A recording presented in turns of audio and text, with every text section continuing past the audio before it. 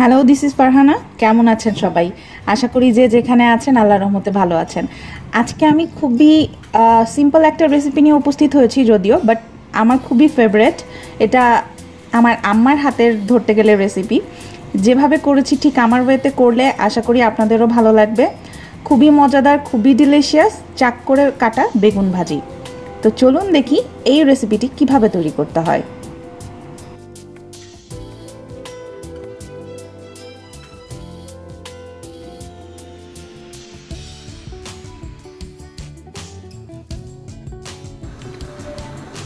চাক করে কাটা বেগুন ভাজি তৈরি করার জন্য আমি এখানে একটা বেগুন নিয়েছি।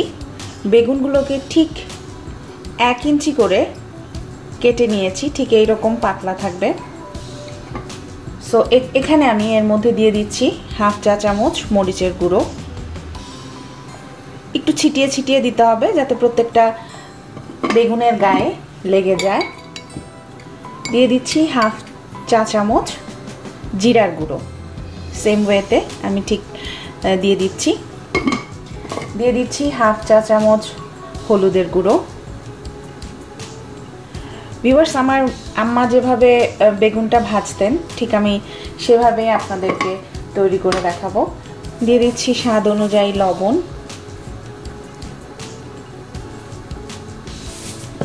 আর এখানে দিয়ে দিচ্ছি রসুন বাটা, খুবই সামান্য 1/3 টিস্পুনের মতো। তো এখন আমি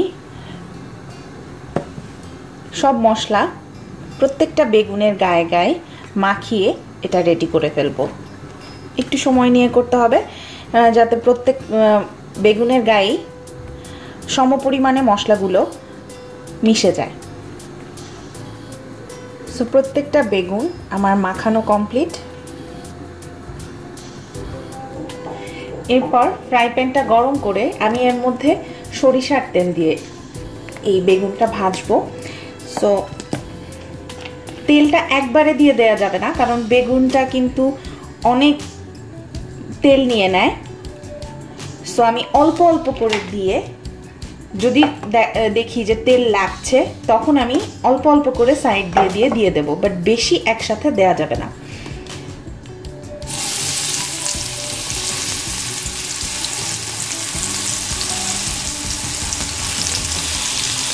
আর জালটা খুবই মিডিয়ামের থেকে অল্প আছে বেগুনটাকে ভাজতে হবে, তা না হলে পুড়ে যাওয়ার সম্ভাবনা থাকে।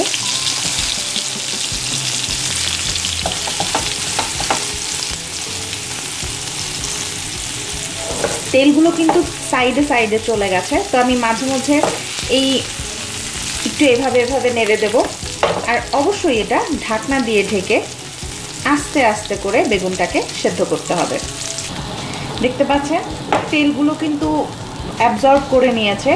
সো এখন আমি অল্প অল্প করে জাস্ট 1 চা চামচ করে করে তেল দিয়ে দিয়ে চারদিক দিয়ে আবার একটু এভাবে ছড়িয়ে দেব। সো আবারও ঢেকে দিচ্ছি। এক সাইড হয়ে গেছে, আমি উল্টে দিচ্ছি এইরকম করে করে।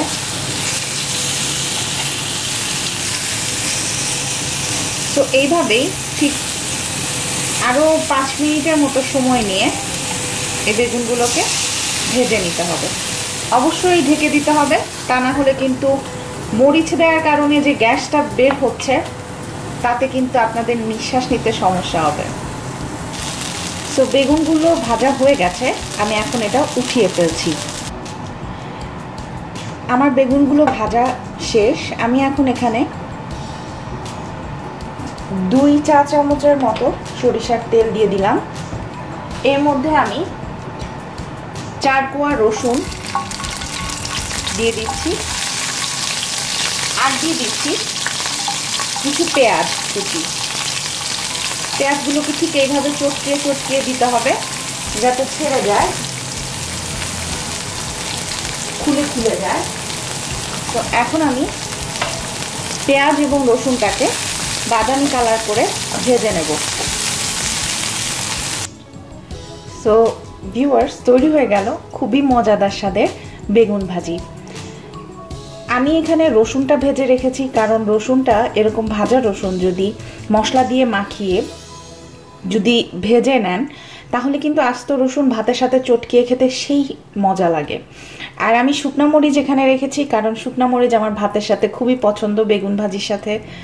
সো আমার আম্মু এভাবে রান্না করতেন, যখনই বেগুনটা ভাজি করতেন, চাক বেগুন ভাজি এভাবেই ভাজতেন। তো আমি সেইটাই আপনাদের সাথে শেয়ার করার চেষ্টা করেছি। আমি এখানে পেঁয়াজ কিন্তু বেরেস্তা করিনি, এটা বেরেস্তা না, ঠিক পেঁয়াজটা অল্প তেলে একটু সেদ্ধ করে নেওয়া, জাস্ট একটু ভেজে নেওয়া। সো বেরেস্তা টাইপের যদি করতে যান তাহলে কিন্তু জিনিসটা আর ভালো লাগবে না। আমি পেঁয়াজটা করেছি, দেখতে পাচ্ছেন এটা খুবই নরম নরম নরম, বাট আবার একটু লাল লাল। সো জাস্ট এরকমই একটু বাদামি কালার করে ভেজে নিতে হবে। খুবই ডিলিশিয়াস, গরম গরম ভাতের সাথে তো অসাধারণ লাগে। আমি তো খাবো ভিউয়ার্স আজকে, আপনারা অবশ্যই বাসায় তৈরি করে খাবেন। কোনো যদি প্রশ্ন থেকে থাকে অবশ্যই প্রশ্ন করবেন, আমি অ্যান্সার করার চেষ্টা করব। আর আমাকে এত সাপোর্ট দেওয়ার জন্যে, এত আমাকে আমার সাথে থাকার জন্য আপনাদেরকে অনেক অনেক অনেক ধন্যবাদ। আরও নতুন রেসিপি নিয়ে আপনাদের সামনে উপস্থিত হব। ততক্ষণ পর্যন্ত যে যেখানে আছেন ভালো থাকুন, সুস্থ থাকুন। দোয়া রইল আপনাদের প্রতি, আমার ফ্যামিলির জন্য, আমার জন্যও দোয়া করবেন। সেই সাথে আজকে বিদায় নিচ্ছি। আবারও নতুন কোনো রেসিপি নিয়ে দেখা হবে। ততক্ষণ পর্যন্ত ভালো থাকুন। অবশ্যই আমার চ্যানেলটি সাবস্ক্রাইব করুন। ধন্যবাদ।